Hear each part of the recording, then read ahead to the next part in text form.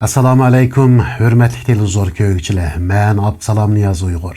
Vatanga nazar programmamiz orqali sizlar bilan yana yuz ko'rishganligimdan intayin xursandman. 28 noyabr Ankara Hacı Bayram Üniversiteti Xalqaro Munosabatlar fakultetining o'qituvchisi, professor doktor Abdurashid Jelil Qarluq apandi Sharq Turkistondagi oil tavobatlari haqida guvohlik berib edi. Xitoyning Anqaradagi bosh elchisi muxbirlarga bayonot berib, bu professorning 5 qarindishi bor ekan. Uyg'urlar majburiy bolalarimizni tushirib etdi deydi. Agar biz majburiy tushirib etgan bo'lsak, qandoqsiga bu professorning 5 qarindishi bo'ladi degandek nihoyatda saviyasiz fikrlari bilan Uyg'urlarning guvohliklarini yolg'onga chiqarmoqchi bo'lgan. Xitoy hukumatı planlıq tug'ut siyosatini Sharq Turkistondagi Xitoy bo'lmagan millatlarga 1989-yili 5-oydan boshlab yo'lga qo'ygan. Shu sababdan uningdan burunqilarning ko'p farzandlik bo'lishi normal ahvol. Doktor Abdurashid Jelil Qarluq apandining qarindoshlari planlıq tug'ut siyosatidan burun tug'ilganligini uning guvohligida ko'rsatgan materiallardan aniq ko'rib olg'ili bo'ladi. Şoňa bunu destek qılıp durup, bizni yalğançıga çıqırış külkülük bir iş. 30 yıldan beri Xitoy Uyg'urlarni 2dan ortiq farzand ko'rishga yo'l qo'ymay keldi. Bola tug'ilishdan burun tutulib qolganlarning bolasi tug'ilay deb qolgan bo'lsa-mu, majburiy tushirib etdi. Agar qechib yurib, yo'shirin tuqqan bolalarni bayqab qolsa, ularning ota-onasiga yuqori so'mliq jarimani qo'yib, jazo berib keldi. U bolalarni noposquma olg'ili unmadi. 30 yıldan beri yürgüzüvatkan Xitayning planlıq tug'ut siyosati dunyoga sir emas. Dunyo Xitayning planlıq tug'ut siyosatidan allıburun xabar topgan bo'lsa-mu, Xitoy hech yiqimasdan bunimi yolg'onga chiqarish urindi. Xitoy har tarafdan yumshoq va qattiq vositaning hammasini ishga solib bu kurashga otlandi.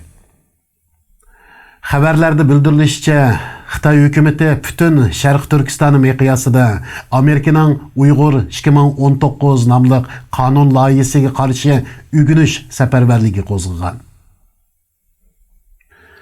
Bütün idora organ, maktab qatorliq barliq o'rinlar bu o'g'inishga qatnashtirilgan. Hamda Xitoy hukumatı qonun sohasi, islom dini sohasidagi zotlar va yosh o'quvchilarni bayonot e'lon qildirgan. Sharq Turkistonning barliq televiziya gazeta jurnallarida Amerikaga qarshi bayonot berib xabar ishlab, Sharq Turkiston xalqini bu qonunga qattiq norozi bo'lgandek bir kayfiyat yaratishga tirishgan.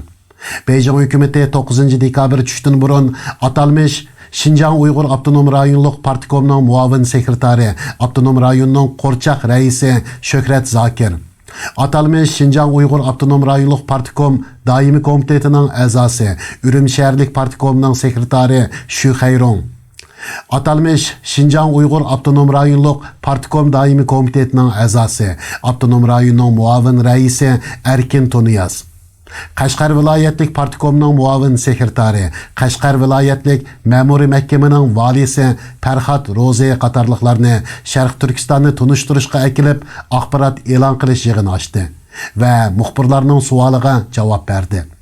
Bu axborot e'lon qilish yig'iniga chet ellik muxbirlar qatnashdi.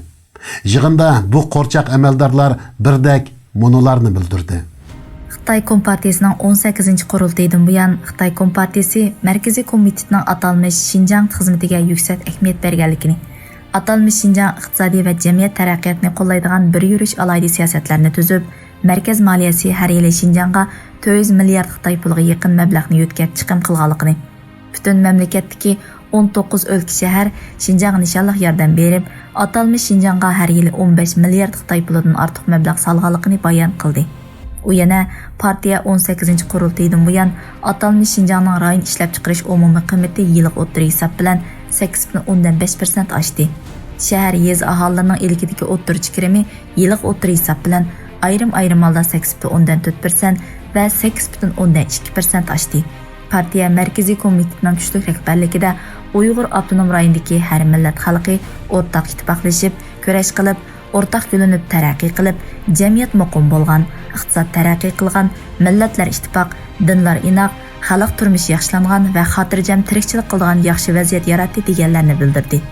Ular yana o'zining Sharq Turkistonda qilayotgan qilmishlarini aqlab, o'tgan bir mezgilda Uyg'ur avtonom rayonining terrorlik va asabiylikning ziyniga og'ir uchirganligini, To'liqsiz ma'lumotlar qaraganda 1990-yildan 2016 yilning oxirigacha milliy bo'lginchi kuchlar, diniy asabiy kuchlar va zo'ravon terrorchi kuchlar Sharq Turkiston rayonida necha ming qitim zo'ravonlik, terrorlik delolari vaqalarini planlab sodir qilib, nurg'un begunoh ommani ziyonkashlikka uchratganligini, necha yuz jamoat xavfsizlik soqchisi xizmat ustida qurbon bo'lganligini, mol-mulk ziynining hisobini mo'ljallagan bo'lmaydiganligini, bular jamiyat tartibi, xizmat tartibi, ishlab chiqarish va turmush tartibiga og'ir ta'sir ko'rsatib, har millat ommasining yashash huquqi, taraqqiyot huquqi qatorliq asosiy kishilik huquqlarini og'ir dafsanda qilib, atalmish Uyg'ur avtonom rayonining iqtisodiy va jamiyat taraqqiyotiga og'ir to'salg'i bo'lganligini jar solishdi. Shuhrat Zokir Amerikaning qonun loyihasiga qattiq qarshi turganligini, tarbiyalashga qatnashgan kursantlarning sonining millionlarcha emasligini, ularning hammasining o'qish bitirganligini, keyingi qadamda yezi kent amaldorlari, dehqon chorvachilar va o'tir maktab o'quvchilarining tarbiyalashga qatnashadiganligini aytdi. U yana yaqinda oshkorlangan hujjatni inkor qilib, bu hujjatlarni butunlay o'ydirma dedi. U diniy zotlarning tutqun qilinganligi, diniy faoliyatlarning cheklanganligi, masjidlarning cheqilganligini inkor qildi. Bu xabarni xalq to'ri e'lon qilganda Shuhrat Zokirning yuqorqi bayonlariga o'rin berilmadi. Ulardan so'rab baqayli, Sharq Turkiston xalqini pul topolmay yetib oldimi deyli. Vatanimizdan chiqqan tabiiy boyliqlarni kim nega elib ketdi? Tabiiy boyliqlarni qizish surati qancha hassa eshib Xitoy hukumatiga qanchalik manfaat keldi? Ulardan topgan foyda Sharq Turkiston xalqiga qanchalik sarf qilindi? 19 o'lka shahar nimaga mablag' soldi? Har yili aslab oshirib qizilayotgan boyliqlarning yaratgan foydasi kimning yanchug'iga hisoblandi? Nima uchun Sharq Turkiston nomrod rayon degan qalpoqdan qutulamaydi? Şinjan geziti 10 dekabr Amerikaning Uyg'ur 2019 nomli qonun loyihasiga obzor e'lon qildi. U obzorni uda necha kundan buyon Amerika Davlat Majlisi Avam palatasi ma'qullagan atalmish Şinjanga aloqador qonun loyihasi butun Şinjangdagi har millat kadrlar ommaning kuchlik ayiblashi, g'azab bilan la'nat o'qishini qo'zg'adi deyish bilan boshlagan bo'lib, u obzorda Sharq Turkistonga aloqador qonun loyihasining tub maqsadi Xitoydagi millatlar munosabatiga bo'lginchilik silish, Şinjangning gullanishi, muqimlikqa buzg'unchilik qilish, Xitoyning taraqqiy qilib zo'rishini to'sishdan iborat eki.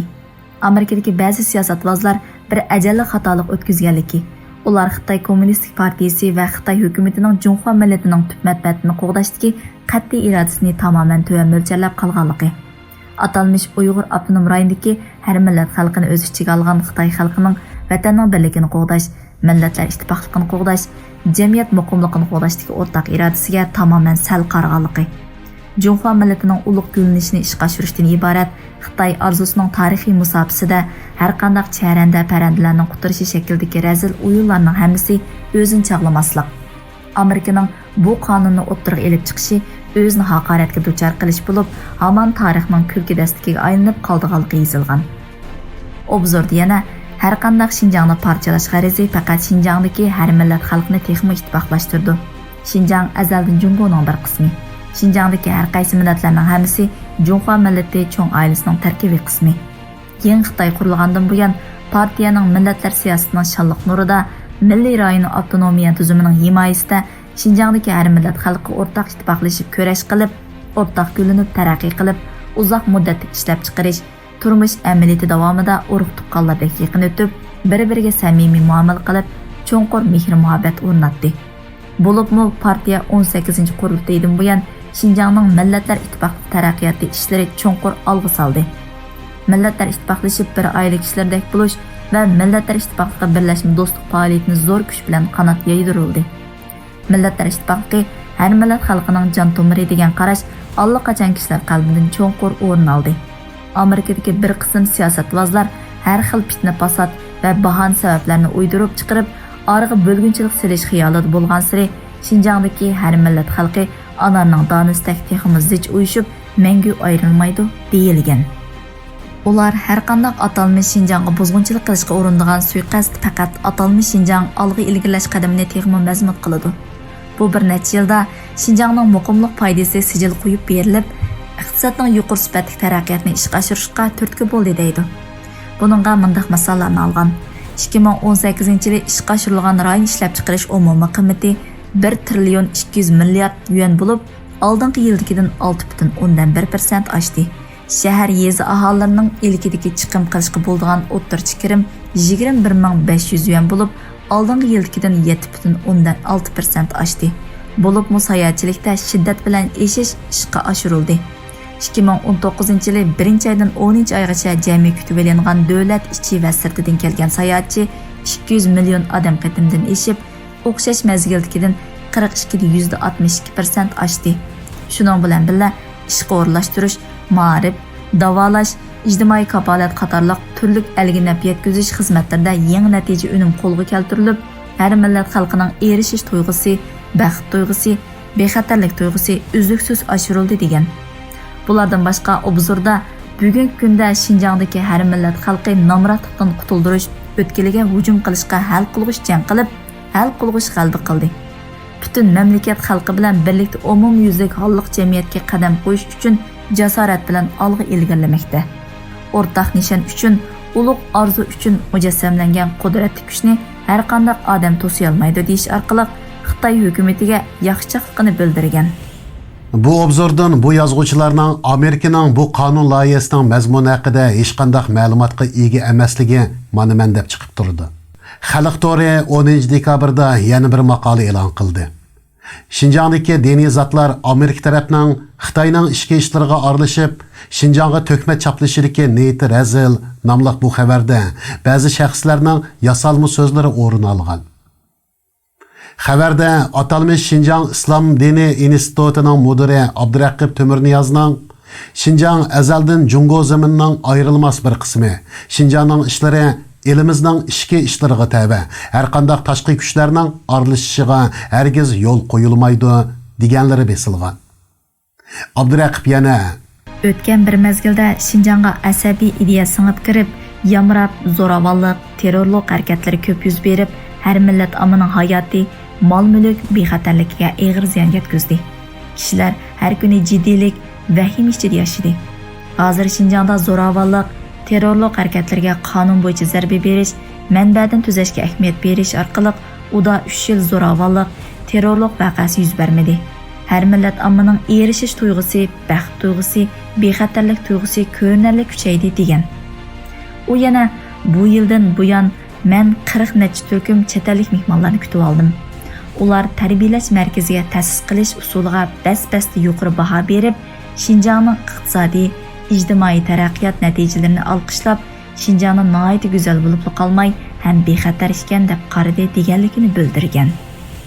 Uningdan boshqa Xitoy Islom dini jamiyatining muavin boshlig'i, Urumchi shahri Oq masjidining imomi Abdushukur Rahmatulloh, Xotan viloyati Qarqash noyasi Chinibog' ko'cha boshqarmasi Konishar masjidining imomi Mehmet Mamtimin, atalmış Şinjan İslam dini jamiyatining maxsus vazifadagi muavin boshlig'i Kerem Abliz qatorliqlarning yolg'on yovdaq gaplari isbot qilinib besilgan. 9 dekabr kuni atalmış Şinjan gazetida Dünya Uyg'ur qurultiyi terrorizm bilan munosabati borligidan qechib qutulolmaydi mavzuliq maqolasi besildi. Bu maqolada munolar yozilgan. 2017-yili 2-oy va 5-oyda Dünya Uyg'ur qurultiyining katibi Dolqun ayrim holda Shimoliy Siprus va Germaniya Berlinda 2 qitim atalmış strategiyalik muhokama tadqiqot yig'ini ochib, chegara sirtidagi Sharq Turkiston kuchlarini birlashtirib, qurolli kuch qurib, Şinjanda zo'ravonlik harakati qo'zg'ashga tayyorlik qilishni o'ttirib qo'ygan. 2018-yili 3-oyning 10-kuni Dünya Uyg'ur qurultiyining sobiq katibisining biri Setim Turk 400 nafar Sharq Turkiston unsurini boshlab, harbiy forma kiyib, qurol elib, zo'ravonlik, terrorlik sinini lenta qilib, davlatimizga qarta terrorlik hujum qo'zg'aymiz deb jar solgan. 2019-yili 3-oyda Dünya Uyg'ur qurultiyining sobiq katibi Rabiya torda bir bo'lak uni e'lon qilib, Sharq Turkiston ma'rif va o'zaro yordam berish jamiyati, Sharq Turkiston islom harakati terrorlik tashkiloti bilan til biriktirib, Suriyaga g'azot unsurlarini yetkazib berganligini aytgan. Buningdan boshqa Dünya Uyghur Qurultayı yana Sharq Turkiston Ma'rif va o'zaro yordam berish jamiyati bilan birlashib, Misrdagi Sharq Turkistonlik terrorchi unsurlarni Gollandiya, Turkiyaga o'tkazishga yordam bergan. Malayziya, Tayland qatorliq joylardagi Sharq Turkistonlik terrorchi unsurlarni Turkiyaga o'tkazishga yordam berib, Turkiya orqali Suriya qatorliq joylarga yetkazib, g'azotga qatnashtirgan. Bir qator alomatlar shuni ko'rsatib berdiki, yaqinqi yillardan buyon Dünya Uyghur Qurultayı izchil Sharq Turkiston terrorlik tashkiloti, Sharq Turkiston islom harakati qatorliqlar bilan til biriktirishni kuchaytirib, zo'ravonlik, terrorlik, bo'lginchilik faoliyatlarini planlagan. Terrorizm bilan munosabati borligidan qochib qutulolmaydi. Dünya Uyghur Qurultayining bunda hozirlashib ishib ketishining sababi u bir qism g'arb davlatlari ham ularning har xil nomdagi fondi jamiyatlarining ochiq oshkor qo'llashiga erishgan. Buning ichida Amerikadagi Jungo qarshi kuchlar dal parda orqasidagi cho'ng mablag' bilan ta'minlaguvchi Amerika Davlat Demokratiya Fondi jamiyati NADning yillik yordam mablag' turi statistikasiga asoslanganda yaqin 3 yildan buyon NAD Dünya Uyghur Qurultayyi qatorliq Sharq Turkiston tashkilotlariga mablag' yordam berishni sijil so'rayotgan. 2017-yili NADning Sharq Turkiston tashkilotiga bergan yordam mablag' summasi $556,000. 2018-yili $669,000. 2019-yili $960,000 bo'lgan. NAD o'zini partiyasiz guruh, hukumatsiz apparat deb atib olgan bo'lib, amaliyotda uning asosli mablag'i Amerika Davlat Majlisining pul ajratishidan keldi. 20-asrning 80-yillarining dastlabida qurilgandan buyon bu fondi jamiyat hukumatsiz tashkilot to'liq o'rni olib, dunyoning har qaysi joylarida bir qism nomussiz qilmishlar bilan shug'ullanmoqda. Ukrainadan Venezuelagacha, Erondan Bermigacha bu davlatlarda portlagan og'dirmachilik faoliyatlari yoki rang inqiloblarning orqasidami NADning ko'langisi bor. Xitoy hukumatining chet eldagi Uyg'urlar va Dunyo Uyg'ur Qurultayini qarlash uchun to'qib chiqqan bu to'qilmalari odamning kulkisini qistaydi. Misrdagi tutqun qilingan o'quvchilarni qanday qalpoq bilan yug'ishtirganliklarini mushu bayonlardan aniq ko'rib olaymiz. 9 dekabr New York vaqt gazetida muxbir Paul Mazurning g'uljiq berib Amerikadagi Firqat Javdatning opisi Minavar Tursun bilan ko'rishgan ziyorat xotirasi e'lon qilindi. Bu xabar tarqalgandan keyin chet elda yashayotgan har bir Uyg'urga bir dars bo'ldi desak bo'ladi. Shuncha qiyin qistoqqa ilinib, salomatligidan ayrilgan, og'riq azobi tortayotgan bir ona, o'z o'g'ilni oilasiga yuz kelolmaydigan aldamchi, qutratqulik qilg'uchi degan shu yaloqchi hukumat xodimlarining ko'ziga qarab turib, muxbirning oldida sizlar nemishqa mening o'g'limni bundoq deysizlar, uni men tug'ib cho'ng qilgan. U bir o'g'il onasi uchun qilishga tegishli ishni qildi deyaligan. Paul Firqatning onasini ziyorat qilgandimi, Firqat, "Men sening qilganlaringdan rozi, sen bir o'g'il qilishga tegishli ishlarni qilding" degan. Hayoti xatar ichida turibmi, shundoq mardona so'zlaydigan shu ona hammamizning hurmatini qo'zg'adi. Allohdan shu onaning kesligiga shifo tilaymiz. Xitoy hukumati shakl o'zgartirib besimdan qutulishning yo'lini izlayotdi. Yaqindan beri ba'zi chet elda yashayotgan Uyg'urlarning oilasidagilarni lagerdan qo'yib berganligini anglayotimiz. Bu xabar hammamizni xushal qildi. Biroq Xitoy shakl o'zgartgandan boshqa zulmni to'xtatgani yo'q. Sharq Turkistonda yashayotgan barliq qarindoshlarimizning biologiyalik uchurini to'plab bo'lganligini hammamiz yaxshi bilamiz. Xitoy hukumatining biologiyalik qurollarni tadqiq qilayotganligini yaxshi bilamiz. Organ sodasining Xitoy hukumatiga g'oyat zo'r foyda elib kelganligini axborotlarda xabar qilyotdi. Xitoydagi doktorxonalar halol organ bilan ta'minlaydiganligi haqida ochiq oshkora e'lon beryapti. Islomni cheklab, islomni vabo qatorida ko'rdigan Xitoy halol organ lozim bo'lgan xaridorlarga masjidlik musulmoncha oshxonasi bor bo'lgan doktorxona aslahalarini tafsiliy tunishtirib, ochiq oshkora xaridor chaqiryapti. Xitoy jamoat xavfsizlik tarmoqlarining oshkorlashicha, Xitoyda har yili yutib ketadigan bolalarning soni 200 mingdan oshadi ekan. Buning ichida faqat 0,1% bola tepildi ekan. Bu 200 ming bolaning ichida Sharq Turkistondan jutadigan bolalar zo'r salmoqni egallaydigan bo'lib, osmonda to'r, yerda qopqon bo'lgan Sharq Turkistonda har kuni jutib ketadigan bolalarning ko'pligi, jutgandan keyinla tepilmaydiganligi odamni vahimaga soladi. Yani kelib balisi jutib ketganlar saqchiga 24 soatdan keyin ma'lum qila oladi. 24 soat ichida ma'lum qilinsimi, saqchilar bu deloni qabul qilmaydi. Her yili 200 ming bola organ sodisi va odam atkazchiligining qurboniga aylanib keldi. Yillardan beri Sharq Turkiston xalqi bola dardini yetkichi tortib keldi. Sharq Turkistonda bütün yerga o'rnatib etgan shu kameralar bizning bolarimizning o'g'irlanishiga, organlarining elib olinib, jasadining axlat dövlariga tashlanishiga kelganda ishlamay keldi. Bu azobni ko'tarib bulamayotganda Xitoy hukumatining keng ko'lamda tutqun qilish siyosati, organ so'zisidan elayotgan g'oyat zo'r foydasi, doktorxonalarning ochiq-oshkor yeyilayotgan e'lonlari bizga bu ishning tegini texmi yo'rtib berdi. Sharq Turkistondagi aerodromlarga ta'sis qilingan organ uchun echilgan yeshil yo'l ko'z oldimizda turibdi. Iz deraksiz yo'qolib ketgan qarindoshlarimizning soni texicha bir sir bo'lmoqda. Aqsu axbaratorining e'lon qilishicha, Aqsu viloyati 1,503,000 mo yezi yerini qaytadan taqsimlab chiqqan.